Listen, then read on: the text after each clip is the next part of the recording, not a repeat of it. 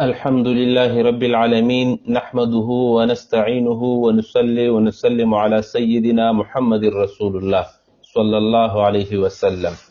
الحمدللہ محترم ناظرین، آپ دیکھ رہے ہیں ترجمان الکتاب یوٹیوب چینل، اور میں آپ سب کو دل کی گہرائی سے خوش آمدید کہتا ہوں۔ آج ہم آپ کے مسائل اور ان کا حل کی کتاب کے باب اجتہاد و تقلید کی آخری نشست پیش کر رہے ہیں۔ میری ہمیشہ کوشش رہی ہے کہ میں سچی بات، دیانتدارانہ اسلوب اور آسان الفاظ میں آپ تک مسئلے پہنچاؤں، لہٰذا آپ آخر تک ضرور جڑے رہیے گا۔ اس کے بعد میں کتاب سے اصل دلائل اور عبارات آپ کے سامنے پڑھ کر سناؤں گا۔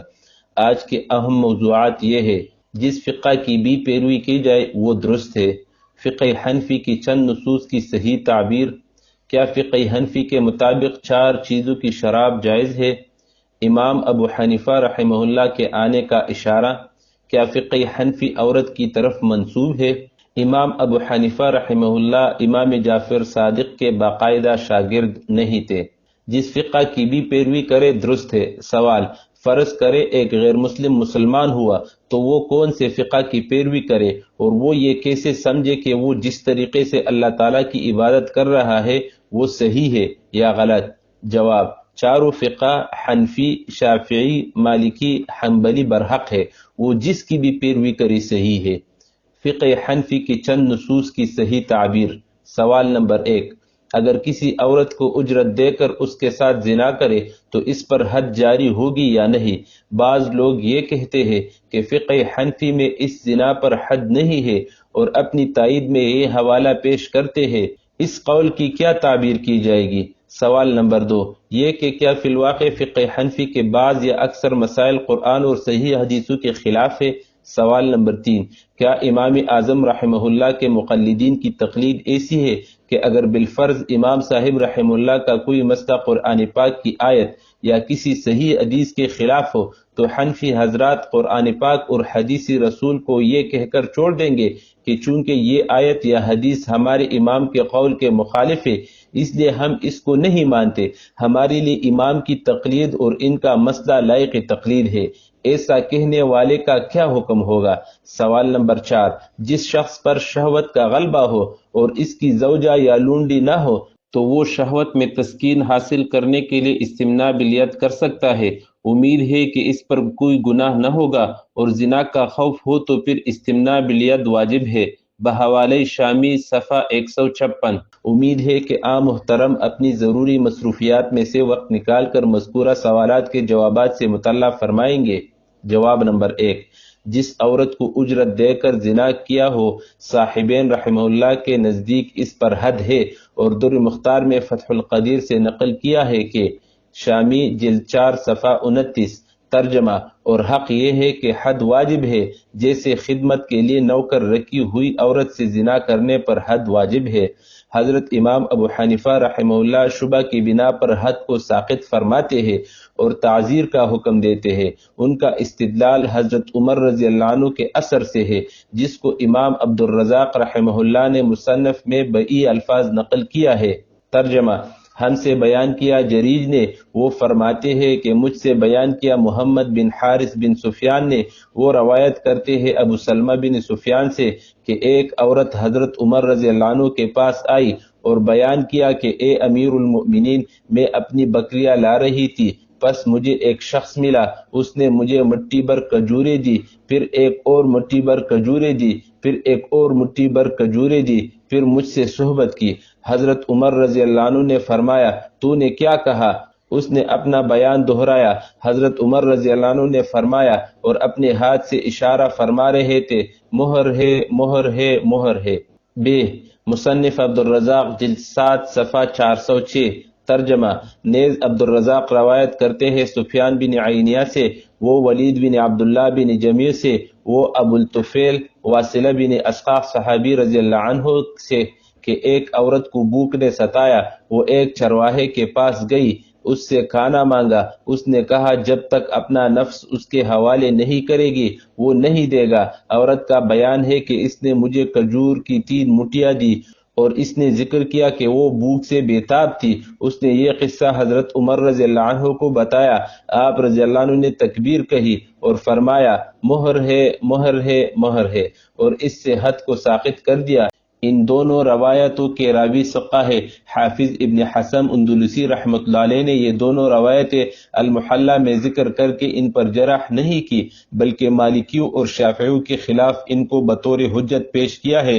چنانچہ وہ لکھتے ہیں، محلی ابن حزم جلد 11 صفحہ 250، ترجمہ رہے مالکی اور شافعی تو ہم نے ان کو دیکھا ہے کہ وہ ایسے صحابی کی مخالفت پر تشنیع کیا کرتے ہیں جس کے مخالف صحابہ میں سے کوئی معروف نہ ہو، بلکہ اس کو اجماع شمار کرتے ہیں اور وہ اس اجماع پر استدلال کیا کرتے ہیں ان صحابہ رضی اللہ عنہ کے سکوت سے جو اس موقع پر موجود تھے، مگر انہوں نے اس پر نکیر نہیں فرمائے۔ جب ان حضرات کا یہ اصول ہے تو حضرت عمر رضی اللہ عنہ کے مندرجہ بالا واقعہ کو کیوں حجت نہیں سمجھتے، باوجود یہ کہ حضرات صحابہ میں سے کسی نے حضرت عمر رضی اللہ عنہ پر نکیر نہیں فرمائی۔ شاید کسی کو یہ خیال ہو کہ حضرت عمر رضی اللہ عنہ نے بھوک کی مجبوری کی وجہ سے اس کو معذور و مستر سمجھ کر اس سے حد کو ساقط کر دیا ہوگا۔ حافظ ابن حزم رحمۃ اللہ علیہ اس احتمال کو غلط قرار دیتے ہوئے لکھتے ہیں، محلی جلد 11 صفحہ 250، ترجمہ اگر مالکی اور شافعی حضرات یہ کہے کہ ابو الطفیل رضی اللہ عنہ نے اپنی روایت میں ذکر کیا ہے کہ بھوک نے اس خاتون کو بےتاب کر دیا تھا، شاید اس کی وجہ سے حضرت عمر رضی اللہ عنہ نے اس سے حد ساقط کر دی ہوگی۔ ہم ان سے کہیں گے کہ ابو الطفیل رضی اللہ عنہ کی روایت میں یہ نہیں کہ حضرت عمر رضی اللہ عنہ نے اس کو اضطرار کی وجہ سے معذور قرار دیا تھا، بلکہ اس روایت میں تو یہ ہے کہ آپ رضی اللہ عنہ نے کجوروں کی وجہ سے حد ساقط کر دی جو اس شخص نے دی تھی، اور آپ رضی اللہ عنہ نے ان کجوروں کو مہر قرار دیا۔ اس تفصیل سے دو باتیں واضح ہو گئی، ایک یہ کہ سوال میں جو کہا گیا ہے کہ فقہ حنفی میں اس پر حد نہیں، یہ تعبیر غلط ہے۔ آپ سن چکے ہیں کہ اس مسئلے میں فقہ حنفی کا فتویٰ صاحبین رحمۃ اللہ علیہ کے قول پر ہے کہ اس پر حد لازم ہے۔ دوم یہ کہ جو لوگ اس مسئلے میں حضرت امام رحمۃ اللہ علیہ پر زبانی طعن دراز کرتے ہیں وہ مسئلہ کو صحیح نہ سمجھنے کی وجہ سے کرتے ہیں، اور ان کا یہ طعن حضرت امام رحمۃ اللہ علیہ پر نہیں بلکہ در حقیقت ان کے پیشرو حضرت امیر المؤمنین عمر بن خطاب رضی اللہ عنہ پر ہے۔ کسی مسئلے سے اتفاق نہ کرنا اور بات ہے، لیکن ایسے مسائل کی آڑ لے کر ائمہ ہدا پر زبانی طعن دراز کرنا دوسری بات ہے۔ یہاں اس امر کا ذکر بھی بے محل نہ ہوگا کہ زیر بحث صورت حضرت امام رحمۃ اللہ علیہ اور ان کے پیشرو حضرت عمر رضی اللہ عنہ کے نزدیک بھی زنا ہے، حلال نہیں، لیکن شبہ مہر کی وجہ سے حد ساقط ہو گئی۔ اس لیے یہ سمجھنا بدفہمی ہوگی کہ یہ دونوں بزرگ زنا بالاستیجار کو حلال سمجھتے ہیں جیسا کہ بعض لوگوں نے سمجھا ہے۔ جواب نمبر 2، یہ کہنا کہ فی الواقع فقہ حنفی کے بعض یا اکثر مسائل قرآن اور صحیح حدیثوں کے خلاف ہے، قلتی تدبر کا نتیجہ ہے۔ فقہ حنفی میں مسائل کا استناد قرآن کریم اور احادیث نبویہ علی صاحب الصلاۃ والتسلیمات، اجماع امت اور قیاسی صحیح سے ہے، البتہ ائمہ مجتہدین کے مدارک اجتہاد مختلف ہے۔ حضرت امام ابو حنیفہ رحمہ اللہ اجتہاد کی جس بلندی پر فائز تھے اس کا اعتراف اکابر ائمہ نے کیا ہے۔ جواب نمبر 3، سوال میں جو کچھ کہا گیا ہے وہ بھی خالص تہمت ہے۔ ابھی اوپر مسئلہ مستاجرہ میں آپ نے دیکھا کہ احناف نے حضرت امام رحمہ اللہ کے قول کو چھوڑ کر صاحبین رحمہ اللہ کے قول کو اختیار کیا اور یہ کہا والحق وجوب الحج۔ اس قسم کے بہت سی مثالیں پیش کر سکتا ہوں جہاں لوگوں کو بظاہر نظر آتا ہے کہ حنفیہ حدیث صحیح کے خلاف کرتے ہیں، وہاں صرف امام رحمۃ اللہ علیہ کے قول کی بنا پر نہیں، قرآن و سنت اور اجماع امت کے قوی دلائل کے پیش نظر ایسا کرتے ہیں۔ اس کی بھی بہت سی مثالیں پیش کر سکتا ہوں، مگر نہ فرصت اس کی متحمل ہے اور نہ ضرورت اس کی داعی ہے۔ جواب نمبر 4، در مختار میں ہے، ترجمہ جوہرہ میں ہے کہ استمناء بالید حرام ہے اور اس پر تعزیر لازم ہے۔ علامہ شامی رحمۃ اللہ علیہ نے اس کی حاشیہ میں لکھا ہے، رد المختار جلد 4 صفحہ 27، کتاب الحدود، ترجمہ اپنے ہاتھ سے منی خارج کرنا حرام ہے جبکہ یہ فعل شہوت کو برانگیختہ کرنے کے لیے ہو، لیکن جس صورت میں کہ اس پر شہوت کا غلبہ ہو اور اس کی بیوی اور لونڈی نہ ہو، اگر وہ تسکینی شہوت کے لیے ایسا کر لے تو امید کی جاتی ہے کہ اس پر وبال نہیں ہوگا، جیسا کہ فقی ابو اللیث رحمۃ اللہ علیہ نے فرمایا، اور اگر زنا میں مبتلا ہونے کا اندیشہ ہو تو ایسا کرنا واجب ہے۔ اس عبارت سے چند باتیں معلوم ہوئی۔ اول، عام حالات میں یہ فعل حرام ہے، موجب وبال ہے اور اس پر تعزیر لازم ہے۔ دوم، اگر کسی نوجوان پر شہوت کا غلبہ ہو کہ شدت شہوت کی وجہ سے اس کا ذہن اس قدر متوحش ہو کہ کسی طرح اس کو سکون و قرار حاصل نہ ہو اور اس کے پاس تسکین شہوت کا کوئی حلال ذریعہ بھی موجود نہ ہو، ایسی اضطراری حالت میں اگر وہ بطور علاج اس عمل کے ذریعے شہوت کی تسکین کر لے تو اللہ تعالیٰ کے رحم و کرم سے توقع کی جاتی ہے کہ اس پر وبال نہ ہوگا۔ اس کی مثال ایسی ہے کہ رشوت کا لینا اور دینا دونوں حرام ہے، لیکن اگر کوئی مظلوم دفع ظلم کی خاطر رشوت دینے پر مجبور ہو جائے تو توقع کی جاتی ہے کہ اس مظلوم پر مواخذہ نہ ہوگا۔ یہ فقیہ ابو اللیث رحمۃ اللہ علیہ کا قول ہے۔ سوئم، اگر شدت شہوت کی بنا پر زنا میں مبتلا ہونے کا قوی اندیشہ ہو جائے تو زنا سے بچنے کے لیے اس فعل بد کا ارتکاب ضروری ہوگا۔ یہ ایسی صورت ہے کہ کسی شخص کا دو حراموں میں سے ایک میں مبتلا ہو جانا ناگزیر ہے، تو ان میں سے جو اخف ہو اس کا اختیار کرنا لازم ہے۔ فقہا رحمہ اللہ تعالی اس اصول کو ان الفاظ سے تعبیر کرتے ہیں۔ ترجمہ: جو شخص دو مصیبتوں میں گرفتار ہو اس کو چاہیے کہ وہ جو ان میں سے اہون ہو اس کو اختیار کر لے۔ شیخ ابن نجیم رحمۃ اللہ علیہ نے الاشاب والنظائر کے فن اول کے قاعدہ خامسہ کے تحت اس اصول کا ذکر کیا ہے اور اس کی متعدد مثالیں ذکر کی ہے۔ اس کی تمہید میں فرماتے ہیں، چوتھا قاعدہ یہ ہے کہ جب دو مفسد جمع ہو جائے تو بڑے مفسد سے بچنے کے لیے چھوٹے کا ارتکاب کر لیا جائے گا۔ امام ذیلعی رحمۃ اللہ علیہ باب شروط الصلاۃ میں فرماتے ہیں کہ اس نوعیت کے مسائل میں اصول یہ ہے کہ جو شخص دو بلاؤں میں گرفتار ہو جائے اور وہ دونوں ضرر میں مساوی ہو تو دونوں میں سے جس کو چاہے اختیار کر لے، اور اگر دونوں مختلف ہو تو جو برائی ان میں سے اہون ہو اس کو اختیار کرے، کیونکہ حرام کا ارتکاب صرف اضطرار کی حالت میں جائز ہے، اور جس چیز کا ضرر زیادہ ہو اس کے اختیار کرنے میں کوئی اضطرار نہیں۔ الاشاب والنظائر مع شرح حموی جلد 1 صفحہ 123، مطبوعہ ادارۃ القرآن کراچی۔ استمناء کی جس صورت کو شامی نے واجب لکھا ہے اس میں یہی اصول کار فرما ہے، یعنی بڑے حرام یعنی زنا سے بچنے کے لیے چھوٹے حرام۔ استمناء کو اختیار کرنا، اس کو یوں سمجھنا کہ استمناء کی اجازت دے دی گئی ہے یا یہ کہ اس کو واجب قرار دیا گیا ہے، قطعاً غلط ہوگا۔ ہاں، اس کو یوں تعبیر کرنا صحیح ہوگا کہ بڑے حرام سے بچنے کو واجب قرار دیا گیا ہے، خواہ یہ چھوٹے حرام کے ارتکاب کے ذریعے ہو۔ رہا یہ کہ آدمی کو ضبط نفس سے کام لینا چاہیے، نہ زنا کے قریب پٹکے اور نہ استمناء کرے، یہ بات بالکل صحیح ہے، ضرور یہی کرنا چاہیے۔ لیکن سوال یہ ہے کہ جو شخص نفس و شیطان کے چنگل میں ایسا پھنس چکا ہو کہ زمامی اختیار اس کے ہاتھ سے چھوٹ رہی ہو اور اس کو اس کے بغیر کوئی چارہ نہ ہو کہ یا تو فاحشہ کبیرہ کا ارتکاب کر کے روسیا ہو یا اپنے ہاتھ سے عارضگر ایمان شہوت کو ختم کر دے، ایسی حالت میں اس شخص کو کیا کرنا چاہیے؟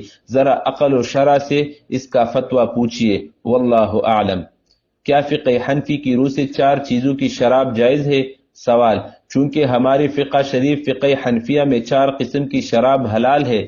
ہدایہ شریف کتاب الاشربہ میں حضرت امام الاعظم ابو حنیفہ رحمہ اللہ نے گیہوں، جو، جوار اور شہد کی شراب حلال لکھی ہے، اور اس کے پینے والے پر اگر نشہ بھی ہو جائے تو اس کی حد نہیں۔ ہم نے ایک کمپنی قائم کی ہے جس کا نام حنفی وائن اسٹور رکھا ہے۔ اب دریافت طلب امر یہ ہے کہ اگر اس میں بیئر، وسکی، برانڈی اور شیمپین فروخت کرے تو یہ جائز ہوگا یا نہیں؟ جواب: فقہ حنفی میں فتویٰ اس پر ہے کہ ہر نشہ آور شراب حرام ہے، نجس ہے اور قابل حد ہے۔ شامی جلد 6 صفحہ 455، طبع جدید۔ امام ابو حنیفہ رحمہ اللہ کے آنے کا اشارہ۔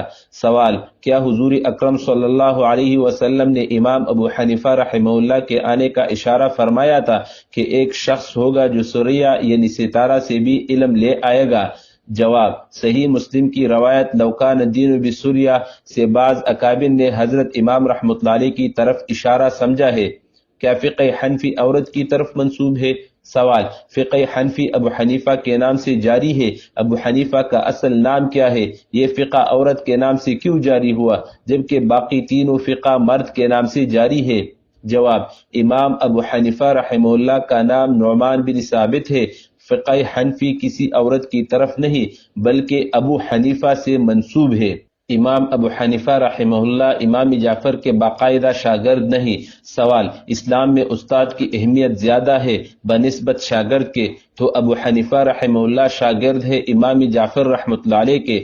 جب امام جعفر رحمۃ اللہ علیہ کی فقہ تھی تو شاگرد نے اپنی فقہ کیوں رائج کی؟ جواب تفصیل سے دے۔ جواب: امام ابو حنیفہ رحمہ اللہ امام جعفر رحمۃ اللہ علیہ کے باقاعدہ شاگرد نہیں۔ حضرت امام ابو حنیفہ رحمہ اللہ کے 4000 استاد ہیں، کس کس کے نام سے ان کی فقہ کو منسوب کیا جاتا؟ اللہم انفعنا بما علمتنا وعلمنا ما ينفعنا وزدنا علما وعملا واخلاصا یا رب العالمین۔ اے اللہ، جو کچھ ہم نے سیکھا ہے اسے ہمارے لیے نافع بنا دے، ہمیں دین کی سمجھ عطا فرما، ہمیں ائمہ مجتہدین کی محنت، اخلاص اور دیانت سے حصہ عنایت فرما، ہمارے دلوں میں قرآن و سنت کا احترام اور علماء حق کی قدر پیدا فرما، آمین یا رب العالمین۔ محترم ناظرین، آج کا سوال یہ ہے: کیا ایک عام مسلمان کے لیے کسی ایک فقہ کی پابندی شرعی طور پر آسانی پیدا کرتی ہے یا مشکل؟ آپ کی رائے کیا ہے؟ اپنی قیمتی رائے ضرور لکھیے۔ اگر ویڈیو فائدہ مند لگی ہو تو اسے لائک کیجیے، اپنے دوستوں سے شیئر کیجیے اور ہمارے چینل ترجمان الکتاب کو سبسکرائب کرنا ہرگز مت بھولیے، کیونکہ اگلا باب آنے والا ہے سنت و بدعت کا۔ جزاکم اللہ خیرہ، والسلام علیکم ورحمۃ اللہ وبرکاتہ۔